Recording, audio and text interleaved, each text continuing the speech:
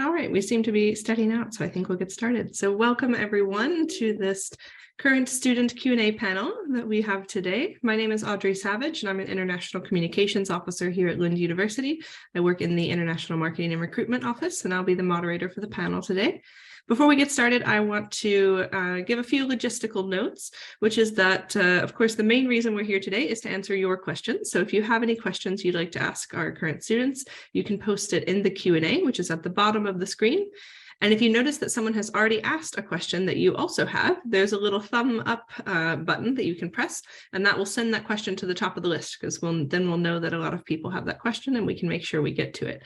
So definitely feel free to use that and post any questions that you have throughout our chat.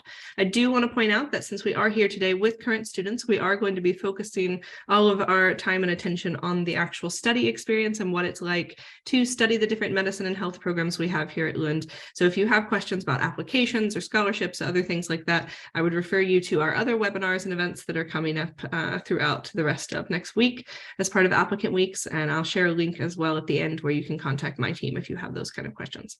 But otherwise, we're very happy to have you here today. We already have in the chat as well links where you can find information about the different programs, which we'll definitely refer to throughout the session. But I want to go ahead and jump right in and allow our panelists to introduce themselves. So perhaps if we can go around, everyone, if you'd like to say, of course, who you are, what you study, and where you're from, and maybe what year you are. We can start with Lena.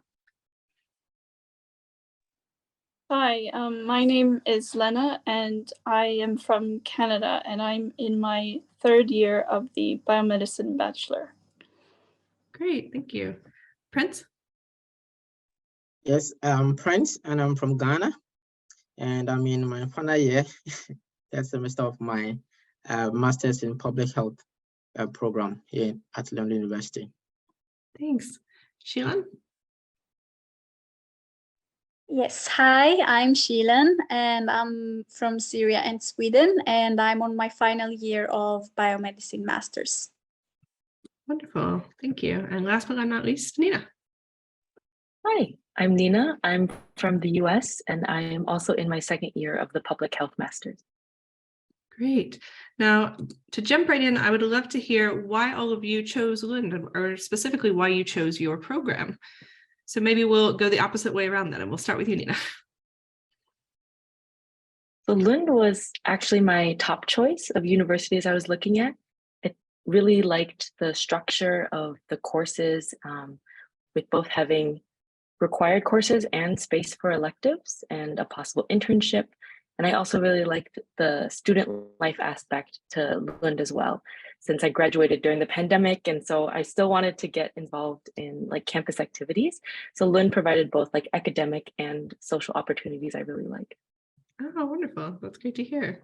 Sheilan, what about you? What made you decide Lund and biomedicine? I did my bachelor's in Umeå, which is in really north of Sweden. And after that, I wanted to move a bit more south again, back. And Lund is the second.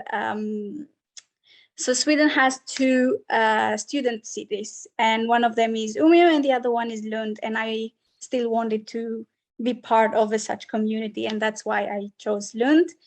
Moreover, it also has a vibrant life science industry with a lot of startups and a lot of opportunities for internships and basically gaining practical knowledge. So that's why I chose Lund. Great, thank you. Prince? Yeah, so for me, I have always been interested in research. And so I looked at a lot of schools across Sweden, but also outside Sweden. But I don't know, I just fell in love with Lund University. And the fact that you have a rich environment for research and you could collaborate with researchers. So that was a prospect I was looking forward to. And so like just jump to Lund University, because each time it was always in my head, Lund University. Because the other ones you had either a 1 year research or a 1 year teaching, but I wanted to have a blend of both. And Lund provided that for me in the public health program. As well, it was also easier for graduates of the program to get work in industry, in academia, with NGOs and stuff. So that appealed to me a lot. But most importantly, the research intensive nature of Lund University work, which I love so much. Absolutely. And I can't wait to dive into that further today too, as part of our talk, the research aspect of all of your programs. Great. And Lena, how about you? Yeah, I mean, it actually happened quite by chance or randomly that I found this program, but basically before I came here, after I graduated high school, I had a gap year in Norway. And at the end of around the end of the year, I was thinking about like, what am I gonna do? Where am I gonna study after this? And I really wanted to stay in Europe. And I was looking around for different programs. I knew that I wanted to study something within sciences, and then I found I found this program, and I was really surprised that it was in English, because a lot of bachelor degrees in Europe are usually in the native language of the country. So that got me extremely excited, especially because I don't think there is a like distinctly biomedicine degree in Canada. It's a very general a Bachelor of Science. So that really made me want to just take a chance and try and get into this program. I didn't even think I would get in. But yeah, so that's kind of how I found this program. Yeah, awesome. Oh, that's lovely to hear. And I see we already have some questions in the Q&A, so I'm going to jump right into those. So we have a student here who's interested in the Masters of Public Health and has a 5-part question. So let's take these one by one. So first, how long? Okay, well, some of these maybe actually I can answer. So how long can a student stay in the country after graduating before you secure a job? So just to give a quick answer to that, you are able to apply for a residence permit that lets you stay for up to a year after you graduate to look for a job. You have to make sure that you have funding, though, to support yourself during that year. But that is an option for everyone, regardless of what program you're studying in Sweden. And do you know any students who had to leave the country as they could not secure a job? Maybe that's something that you guys can answer. Or do you know anything about perhaps the year ahead of you in the success in finding jobs afterwards? But I know it's quite 50-50, at least as the general aspect of Sweden. It's of course not super easy to find a job in Sweden, but I also know a lot of students who have, as long as you're quite persistent. So it really depends, I would say, more on you than on anything, and how much effort you put into it. I don't know, Nina or Prince, if you have heard of anyone kind of in the years ahead of you and their success rate with that. But yeah, so those who were ahead of us, some of them secured jobs in Norway, some here in Sweden. Others also got jobs. I know of one who got a job in the UK, and some actually been secured jobs even before they completed the program.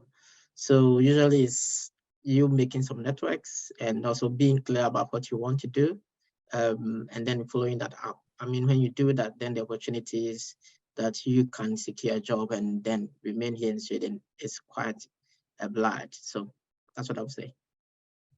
yeah, absolutely. I think I would definitely agree there as well.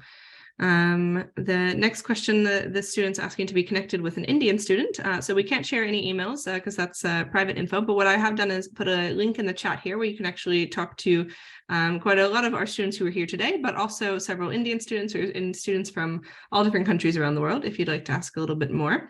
But now the next question I think is really interesting. So I want to direct this to both Nina and Lena, because the student is wondering, why should they choose Lund instead of studying in the US or Canada, which I think is quite relevant since we have a US and a Canadian student here. So maybe perhaps you could both share a little bit, or I know you've shared a bit already, but why did you choose to come to Sweden instead of studying in your home country? So maybe we'll start with Nina. Yeah, so I had definitely looked at MPH programs in the US. A big factor for me to come here is, even though like as an international student, I'm still paying tuition, the cost of tuition and living is still significantly less than in-state tuition in the US. But another big aspect that drew me here was the international diversity of the courses. So Prince is from Ghana, I'm from the US. Most of our program mates are from all over the world. And I think I've learned so much from my classmates in these classes, in addition to the literature and the lectures we get. But having those perspectives and lived experiences has really added a lot to my knowledge and my experience here. So that, I think, would be the biggest reason why I would choose to come to Lund again over any program in the US. Great, thank you.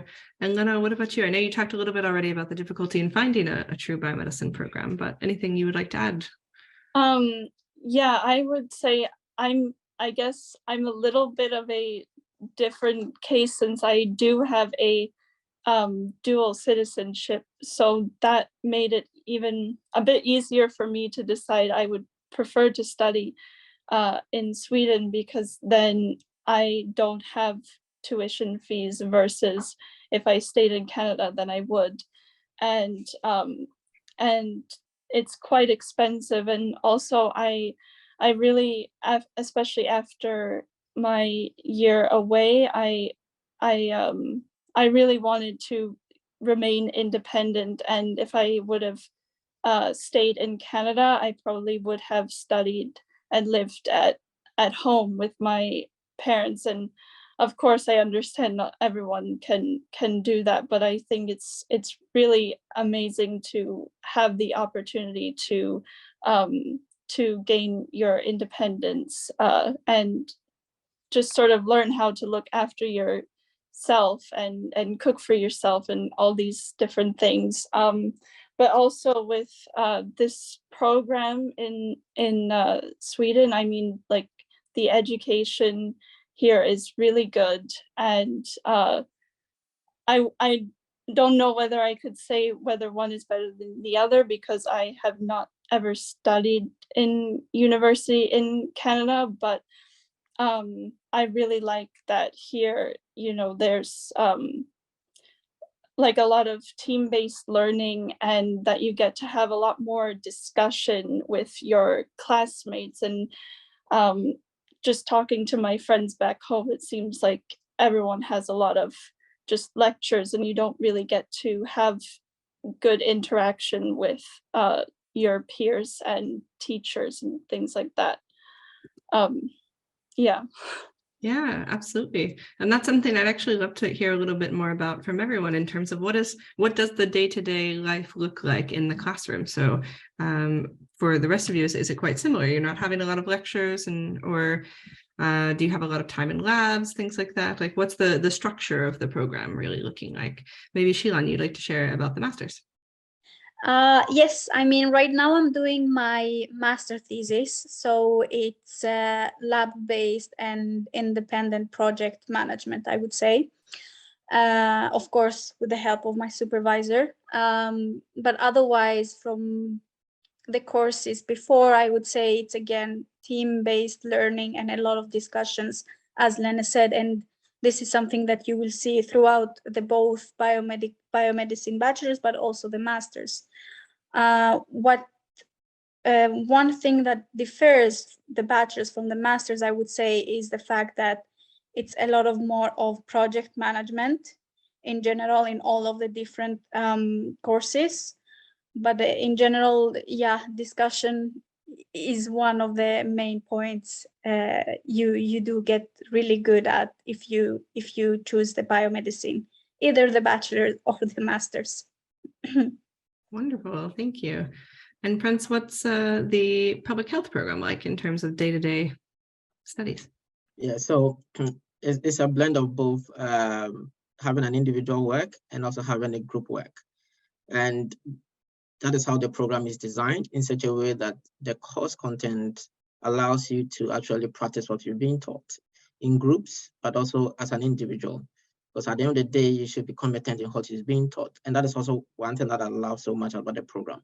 So we get to do projects across the world. I mean, any part of the world at all. So as a group, you choose which project you want to do, and then you present to other groups in class. And then they also give you feedback on that. And then so it is an iterative process. You do it to get feedback, you review, and then you continue to do that. But then you also have your individual work that you also have to do. And then you also have to submit for credit. And I like all of them also. Yeah, it's a good one. Great. And kind of talking about the course content there a little bit, we have another question here who is wondering about if there's an epidemiology concentration in the Masters of Public Health, or do you have concentrations at all, I guess, is the first thing to talk about. And then if not, are there any epidemiology related courses, perhaps? I guess I'll leave that for whichever of you would like to take it. Okay. Yeah, I'll go.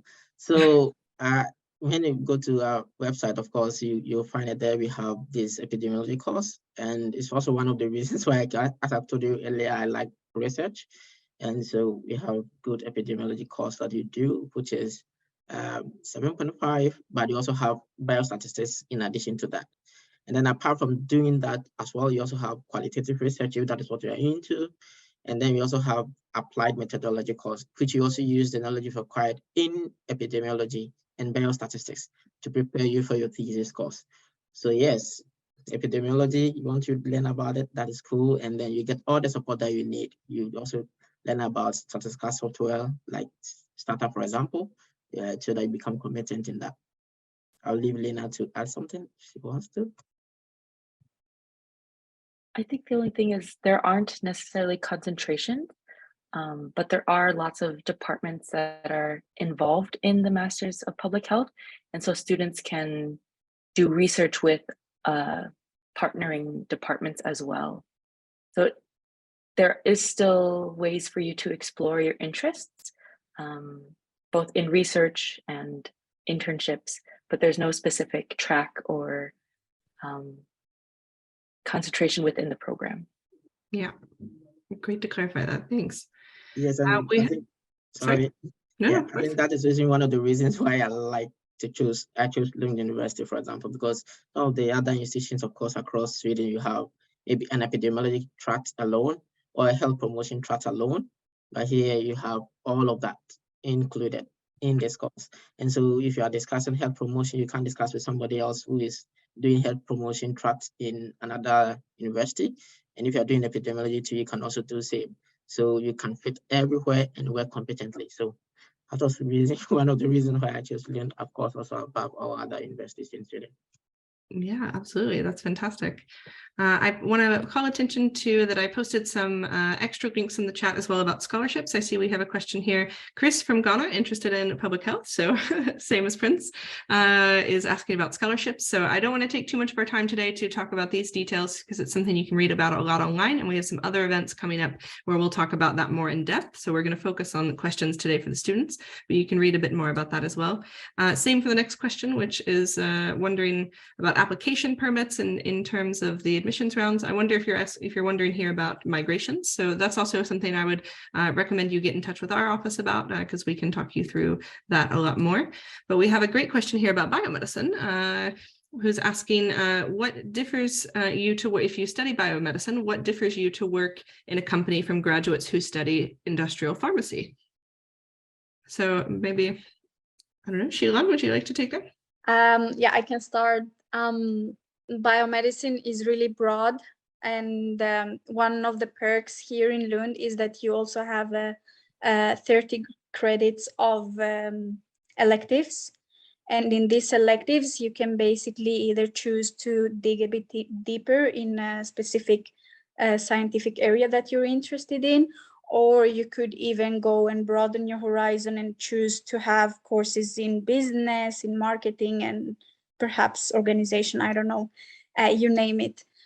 So I would say that the difference is, I guess, that it's more broad.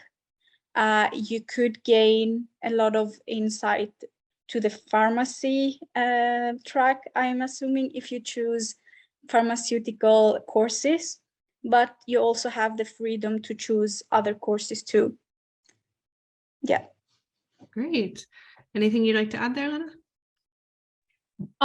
No, I mean, I haven't looked too much into or industrial pharmacy or anything, but in general, I would agree with Sheilan that biomedicine is an extremely broad area, and it's hard to, yeah, you can kind of go in any sort of direction in sciences, where I guess industrial pharmacy would be more specific towards pharmaceuticals and pharmacology, etc.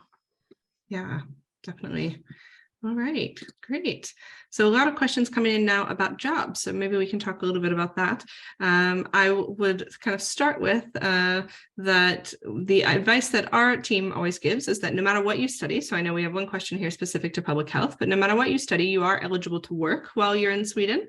But we always caution students that, of course, you are studying full time, so you might not have tons of time to work on the side. And it is, of course, a little bit difficult to find jobs because there are a lot more students than there are jobs. And if you don't speak Swedish, you can be at a little bit of a disadvantage, but it is possible. So perhaps would anyone like to share? Does anyone have a part-time job or know someone with a part-time job and want to talk a little bit about what that experience has been like? I'll leave that open. I do have a part-time job, several ones, but this one is also paid as a software tester for a company that basically develops microscopies, and what I do is testing if their software is aligning to the product that they have. I would say that it is hard to balance from time to time because it's a lot to also work, but also to have the studies. But it is possible to find jobs, especially in our field.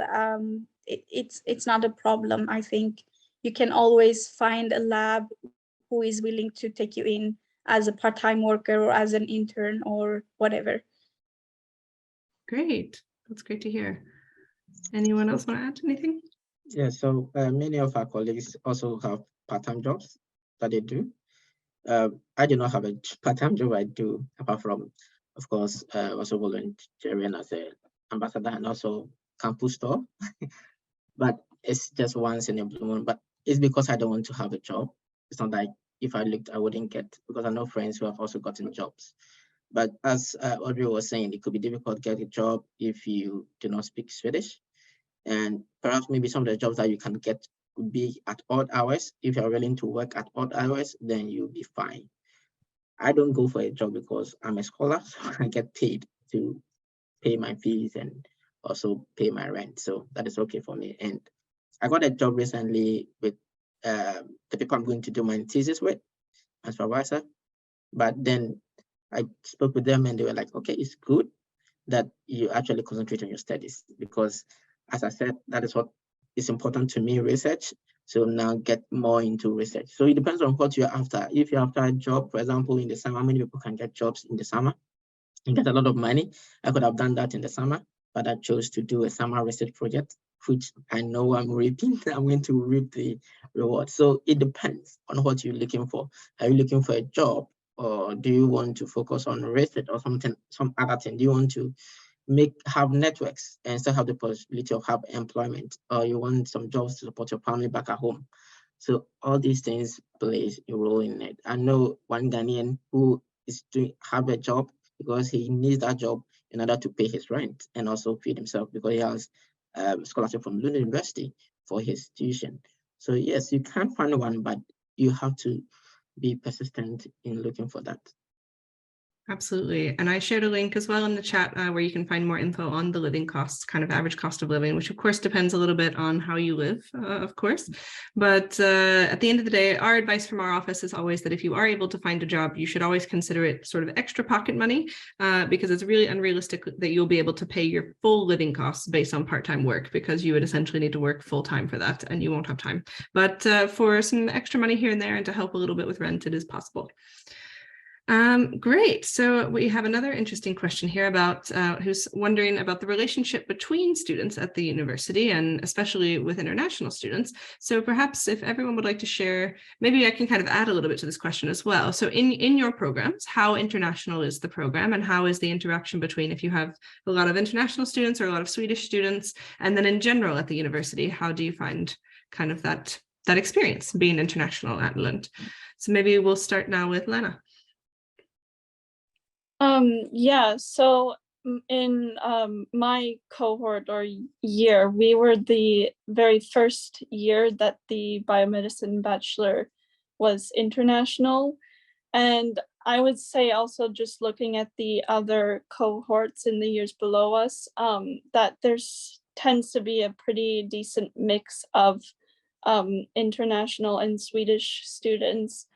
And one thing with that has actually been nice is, I think, that because we have such a good divide of different nationalities, but also Swedish students, it does make it a bit easier to make friends with other Swedish people, but also get to meet people from different countries. So yeah, but I feel like maybe in other programs, maybe that are even more international, maybe they don't get as much interaction with other Swedish people and into the culture and things like that. Definitely, thanks. And Nina, how has your experience been in public health? Or no, actually, you talked a little bit about this already, but yeah, our program is very, very international. I think we may have less than 5 people from Sweden. Also, living in Lund, even though the program is in Malmö, I feel like it's a lot easier to be surrounded by international students, and it's a bit tricky to get to know Swedish people and like Swedish student culture. But I've been trying to be more intentional about like interacting with Swedish students, either through nations or other extracurriculars. And so it sort of depends on how much you want to be immersed, and if you are interested, what activities you can find that will sort of bridge different opportunities. But I will say, in my experience, it's been really, really easy to make a lot of friends that are international students as well, just due to proximity. yeah, great, thanks. And Sheilan, as someone who's from Sweden, kind of what's your experience on the other side of studying in a place that is international, and what's it like in the master's of biomedicine? Yeah, I would say that it's the same case as with Lena. Our program is 50-50, I would say. A lot of internationals, but also a lot of Swedish students. So that hasn't been a problem, and from either side, I would say, to interact with each other or to make friends. So it has been moving smoothly. Yeah, great. Next question from Juan Pablo. Greetings from Colombia. Hi, thanks for joining us from quite far away.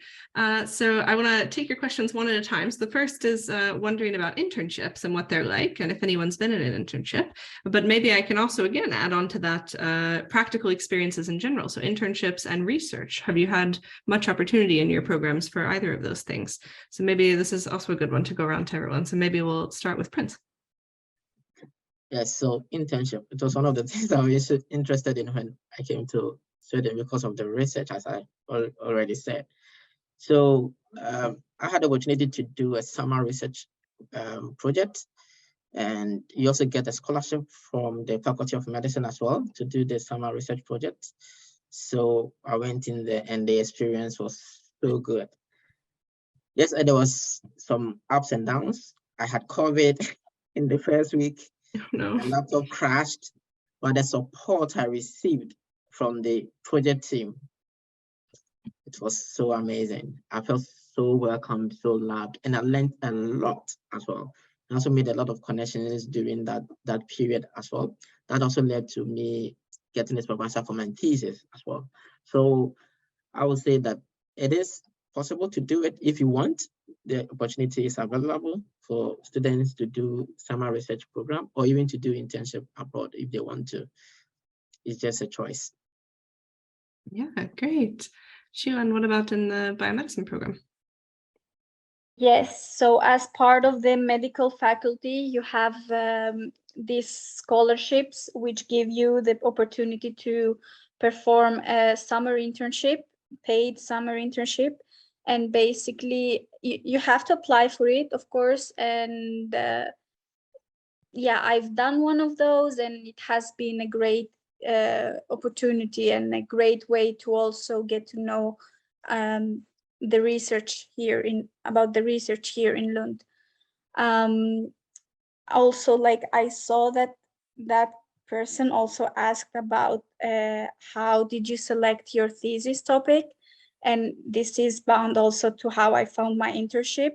And that's basically through the research portal here in Lund. You just write keywords that you're interested into, and then it will come groups that might be interesting for you might come up, and then you just contact the person, and through that you can see if there is a chance of working together. Usually the researchers are really keen to have students because, okay, it is free workforce, but it's also from our side good to be there to learn things. So it is a win-win situation, I would say. Yeah, great. That sounds wonderful. Definitely something to take advantage of there with the summer research scholarship. Lena, have you had a lot of practical experience options in the bachelor's program? Yeah, I mean, we can also apply for those summer research projects, and I did one just this past summer as well, and it was a really great experience. And yeah, I mean, during the program, I would say in the first year we had the most sort of little practical things, or like in labs and stuff, but since it was also COVID the year that I started in the second semester, I mean, we didn't really get to do those labs. But yeah, I mean, the summer research project is really, really good to get a lot of hands-on experience, and you have all your time dedicated to that, as opposed to when you're in the program. I mean, you will mainly be studying from the content from lectures and workshops, etc. Yeah, wonderful. And maybe then we can already jump into the second question one Pablo has here about your thesis topic. So maybe actually, since you're all in your final year, I'm guessing you're all kind of at least starting your thesis or thinking about your thesis. So maybe if everyone would like to share what they're going to be doing their thesis on, and why you decided on that topic, could be interesting. So maybe we'll stay with you now, Lena, first, and then move back around to everyone. Yeah, so actually right now I am in the middle of a course where I'm writing the project plan for my thesis. And yeah, I mean, it can be super hard sometimes to get responses from people. So I would say the best thing to do is actually start out with asking the lecturers, or like course managers and people that are already there that know you, because that usually gets you a quicker response. And even if they don't have space for you, then they can refer you to another lab that lines up with your interests. And so that is my best advice I can give for that. Great. Friends, how about you? What will you be doing your thesis on? And how did you decide on it?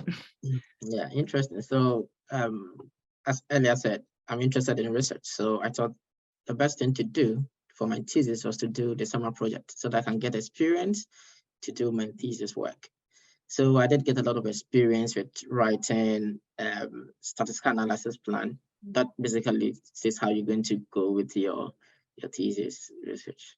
So unfortunately, I could not use that data to do my thesis because, of course, GDPR regulations and stuff. So I had to look for one, and hopefully I got one through a lot of emails, chatting with a lot of researchers. I got one, and I'm basically going to look at when a baby is in the womb and the baby does not get a lot of nutrition, then the baby is born and has weight less than normal.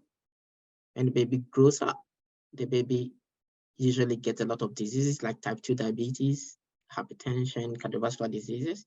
So basically that's what I'm going to look at. I'm going to look at birth weight and how the hormone leptin, the hormone that suppresses hunger in us, how that is associated with birth weight at the time of somebody being diagnosed of type 2 diabetes. So it's a very interesting project. Wow. Yeah, and very important.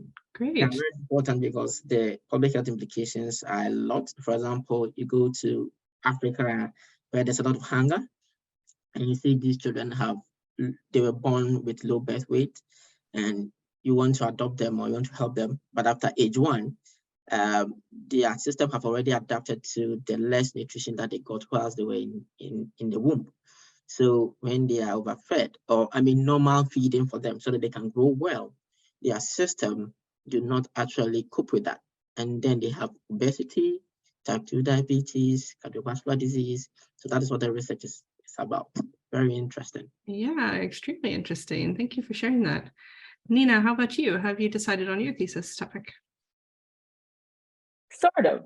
I think everybody's at a different stage in the process, maybe thinking more about how the program helps in like selecting a thesis topic.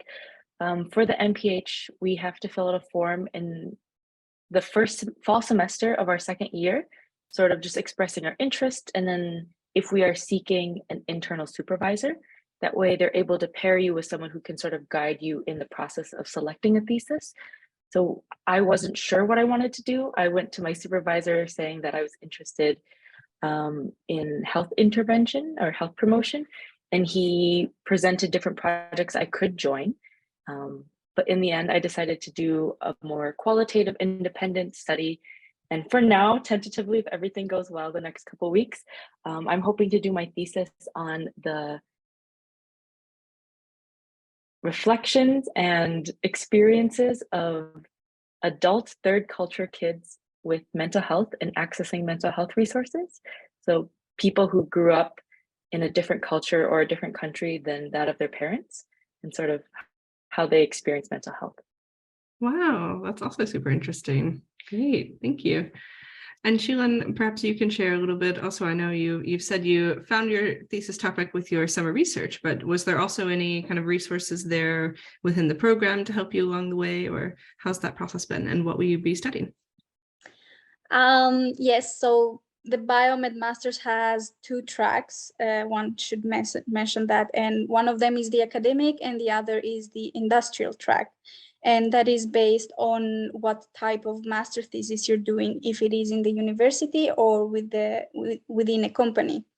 Mine is within a company, and basically how our program helped us is by providing a list of companies that we could contact and see if they do have space for us. What more? Yeah, now I was one of the lucky ones because I said I ended up doing my internship in a lab which had a spin-off here in Lund, and this is why then I moved into the company. A bit more into the topic, it's about mitochondrial medicine, and right now the drug that I am investigating on, it's on phase 2. And well, yeah, more to come. Great, awesome, thank you. So the last question here from Juan Pablo, and I'm not sure which program you're interested in here, so I'll open this to anyone. Kind of, has anyone had any experience in health economics, perhaps in any of your courses? Is that something that you study in your programs? I'm seeing some nods from Prince, so I guess I'll send that your way. Yes, so as I said, that's one of the interesting things I like about the MPH program here at Lund University. So we do health economics as well. So if you're interested in health economics, you want to even do your research in health economics. Earlier, Nina mentioned that you send your interest to the administration, and then they can help you pair with whichever you want to research you want to do with a researcher. So it's the same here. So if you're interested in the health economic course, after the health economics course, you could, of course, go to see the lecturer who is also a researcher, or our lecturers are researchers. So it's super easy to contact them. And if they don't have a space for you, they can actually also refer you to someone who also does the same thing. So if it's health economics that you want to do We want to evaluate interventions to see which intervention is cost effective, or you want to do a cost benefit analysis, then it is something that you could do. And there's also another course. I think Lena perhaps did that course. You know, did you do the course? Okay, so there's another course called cost effectiveness, which is a spin-off from the health economics course that you could also do, so that you can actually cost a project and say, oh, this is how much you're going to put into this intervention, but this is how much the returns will be. So it is cost effective for us to actually go into that. If you spend $1 in this project, but at the end of the day, you're going to get $20, then we need to put our resources into that to get it. So that course is really nice, and many of my colleagues are also into that, and you can get the intention to do as well in that as well. Okay, great. Sounds like there's a lot of good options there in MPH. Now, Cecilia's question, I think we'll all have some good answers to here. So what kind of extracurricular activities are available at Lund? So of course, Lund has many, numerous things that you can get involved in, but perhaps the best way to answer this is if you could all share what kind of extracurricular things you've been involved in during your time at Lund. So maybe we'll start back down the other way around with Nina. Yeah, so I really like all the different available options to be engaged with student life. Both Prince and I are student ambassadors for Uglow, which is a really cool network that Lund is a part of. And through Uglow, they have different courses or activities, workshops that you're able to travel to different countries or take advantage of the different resources that they have at their own university.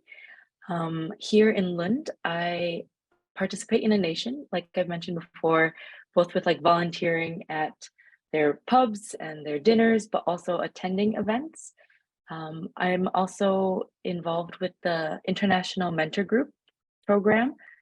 And so as a mentee and a mentor, you get to meet a bunch of new students from all over the world and do fun activities together, like a sports day or a game night, movie night. So lots of really great opportunities and fun ways to meet new people. Yeah, absolutely. Thank you. Sheilan, what about you? What have you been involved in during your time at Lund? Yeah, a bit similar to Nina. I've also been active on the nations volunteering and being active in different pubs and stuff. But I'm also part of Synapse Life Science Connect Sweden. And that is a non-profit organization which aims to bridge the gap between the industry and the academia in the life science sector. It started in Denmark and it has slowly starting to be evolved here too, both in Lund and Stockholm. And yeah, this is one of the main activities that I am involved into right now. Great, thank you. Prince, what about you? Yes, so Lena did mention I'm involved in Uglow. But also one interesting thing that I also like is to do a campus tour and talk to people about the university, because it's so nice to share your experiences with people, especially those who want to come to the university to study or just are interested in how the university is run on it or the history. I'm also the international officer for the Masters in Public Health students. And so my task basically is to do with exchange studies. So now I have a couple of students who are doing exchange in Australia. So if you want to do that there as well, and also with internships. And also we have this, what we call in Faculty of Medicine Certificate of International Merit, encouraging students to get that. So it is a certificate that actually complements your degree. So it helps you to get soft skills, and you can get some of these soft skills from Uglow, for example. There's U21, because there's a lot of webinars that you can join whilst you're in university without going anywhere, and then you can learn and get certificates for that, and that will be part of your certificate of international merit. I'm also part of the medicine faculty student board, MF, and I'm also the MPH ambassador for the program. So because people send me emails about questions about the Masters in Public Health program, the courses, the program, student life, like that. And then I'm also a Lund University student ambassador. in which case I do this MPH ambassadorship in a broader way for all courses and programs in university, also sharing student life as well, and direct students to staff, especially if they have questions that I know I cannot answer, and staff are a better place to answer. And one most important thing that I also do at least twice a week, is to play football with FC Helsingkrona. And we are playing in the Swedish Sixth League. Yeah, so scoring a lot of goals and playing in the AstroTurf, in the cold. It's a new experience for me because back in Africa, I'm always playing in the sun. And here, I can play at night, 8 o'clock. Yeah, New experiences all around, for sure. Great, thanks, Prince. You're a busy guy. And Lena, what have you been up to during your outside of your studies?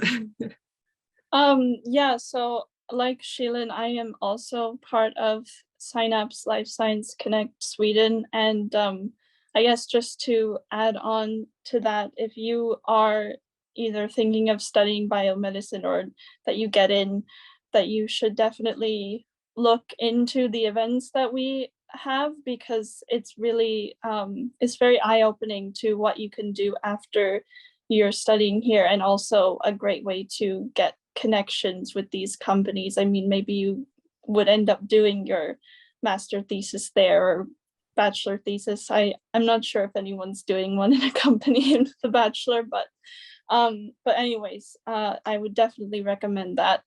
Aside from Synapse, I am also part of the Biomedicine Education Council. And this is a council that is kind of under the like Medical Student Union Association. And we basically do a lot of educational monitoring and help with improving the biomedicine education and giving feedback to the professors and the program board. So this is really helpful with making good change and also advocating for your classmates. So it's been quite rewarding to be a part of that. Yeah, absolutely. And I put the link to Synapse there in the chat in case anyone would like to learn any more about that. And I will shortly put in also the Uglow link, because I think that's also really interesting to have a look at. And I think we didn't actually define Uglow, but Uglow stands for the European Global Alliance for Global Health. So it's especially relevant, I think, for students who are studying medicine and health, but also, of course, can be something that is open. It is open for students regardless of what you're studying. So I'll put the Uglow link here as well. But one thing I want to make sure that we don't run out of time before we get a chance to talk about, because I think it's also an interesting part of the medicine and health sort of subject area, is of course the actual facilities and campus locations. Because of course, if you're depending on what you're studying, you might be located in different parts of Skåne. So our public health program is of course located at the Malmö campus, not the main Lund campus. So perhaps Prince or Nina, would you like to share a little bit more about what the facilities are like in Malmö and the experience of kind of studying in Malmö, and if you live in Lund or live in Malmö, and why you chose one or the other of those? Because I think that's a question we get quite often. Perhaps whoever would like to start. Okay, so I was waiting for Lena to start. I can go first.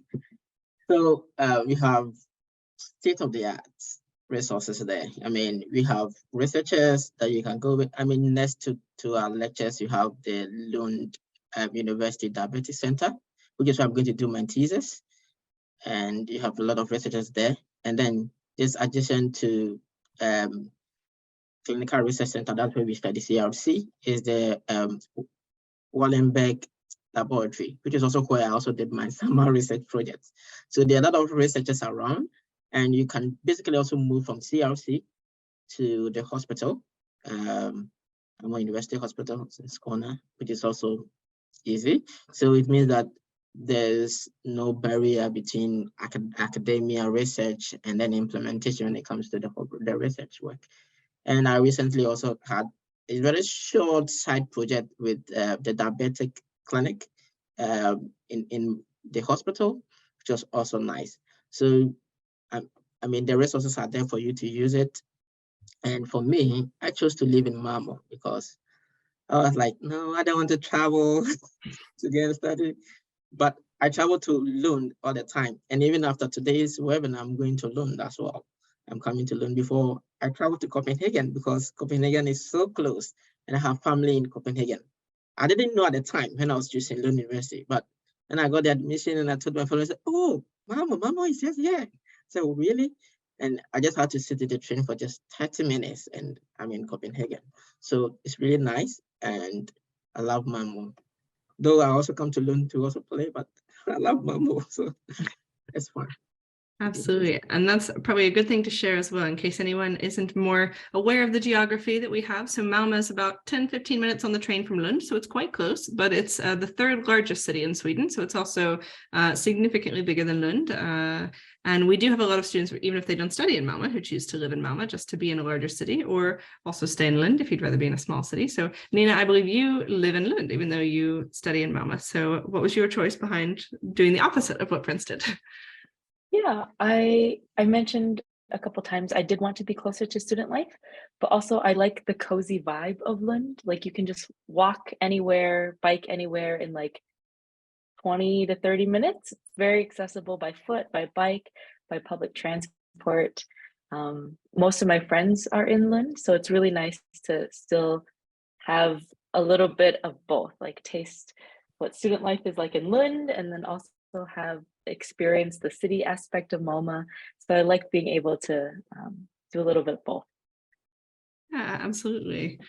And Lena and Sheilan, what is it like studying in Lund at the HSC building, which actually now will soon be the Form Medicum? So I think one thing that's also good to share is if you are applying to the biomedicine programs and you obviously will be starting next autumn, then you will actually be in a completely brand new building. So maybe it's actually just more relevant to say, do you know anything much about Form Medicum, or what would you share about what the new facility is going to be like? Yeah, I mean, with the Forum Medicum, they have been, there's been a lot of construction going on with that lately. So the whole Faculty of Medicine students are all packed in one small building. But yeah, it's supposed, what I know about it is that it's supposed to be finished in like June, and it's a really nice, big, bright building. And it also, the focus the focus of this building is to transition from having instead of a lot of lecture halls to have a lot more of these team-based learning rooms, so that you are all sitting in groups more. And they wanted to have more of these types of rooms as opposed to lecture halls, because that is like the basis of the education here is about discussion rather than just sitting in a hall. So yeah, but overall, like it looks like it's going to be a really beautiful building. Absolutely. That's great. And it's right in the heart of campus as well. So I walk by it quite often. And I think, even though I didn't study medicine, I'm quite jealous. I think it'll be a really nice space for everyone. Great. Well, we're very quickly running out of time here. So I want to get a rapid fire answer, perhaps from Prince, about the last question we have in the Q&A, which is, are the international exchange internships fully funded? So maybe I think that might be referring to, you talked about that there are exchanges through the program that you help yes with. So Lund University has broadly has exchange agreement with various universities. So for my program, which all the exchange studies are program based. So for us, we have exchange with the University of Melbourne in Australia. So if you go there, you're not going to pay any tuition fees. So the tuition fees is covered by it. But you can also do an exchange study anywhere that you want, any internship anywhere you want. But you just have to have an agreement. And then if you're also going outside Sweden, there's also some scholarship that you can apply for to get that. So if you're doing an exchange study in University of Melbourne, you're not paying anything. But if you are going to do in another university, that Lund University doesn't have a collaboration with, then we have to actually check to see what that may be, because there are a lot of universities across the world which we cannot actually have a memorandum of understanding with. But once, if you're doing an exchange in Melbourne, Australia, no fees payment. And then you also get to apply for scholarship to help you with your transportation and living while you travel there, which is a good one. So you can be an international student coming from outside Sweden, and then you can go and do another exchange outside of Sweden. So it makes you more international. I don't know. Absolutely. That's And to clarify there, with an exchange, you pay the fees that you normally pay. So it's no additional fees on top. But if you do normally pay tuition, then you just pay the normal tuition that you would pay to Lund. So it's no additional fee on top of that. But if you don't pay tuition fees, then it's also no tuition fees. So it reflects the tuition that you still pay normally. But yes, no additional fees there. So that's great to hear. Well, we're very quickly out of time, but I want to go around and kind of give everyone a chance. If you could give some last advice to anyone who's considering your program, or what would you think is kind of the best reason someone should choose your program? If someone's out there in the audience considering your program, why should they choose it, and what advice would you give them, essentially, in kind of our wrap-up question here? So maybe we'll start I keep saying from the top bottom, it's because I see you in a certain order on my screen. So maybe you see everyone in different orders, but Lena, we'll start with you.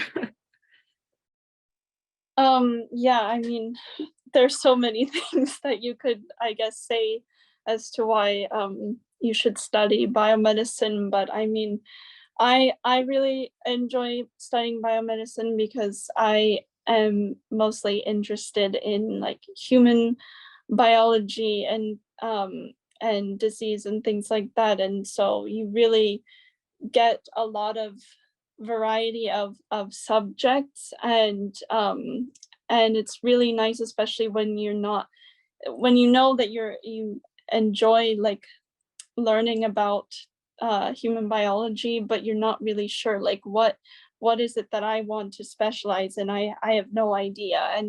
And now after these almost 3 whole years, I found that I'm really interested in neuroscience. So but it is really nice to have this variety or like broad background.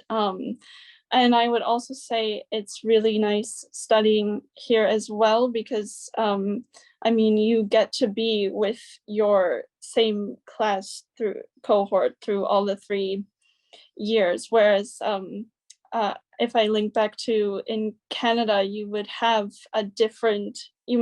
like different people in different classes that you are in. And I would say the benefit of having the same people is you end up getting very tight knit with your group, and good relationships with them, and also with your professors. Like it's I find that it's a lot easier to talk with them, and also really good or easy to give feedback to them as well. It really feels like they listen to the needs or like feedback of the students, and improve those things. So I would say like definitely apply to biomedicine here. Oh, that's all great to hear. Thank you so much. Friends, what would be your last advice for students considering public health? So if you're interested in growing professionally and personally in a supportive environment, if you're interested in health and all policies, if you're interested in making a change in the world, then Lund University is the place for you. The Masters in Public Health program will help you do that. Oh, wonderful.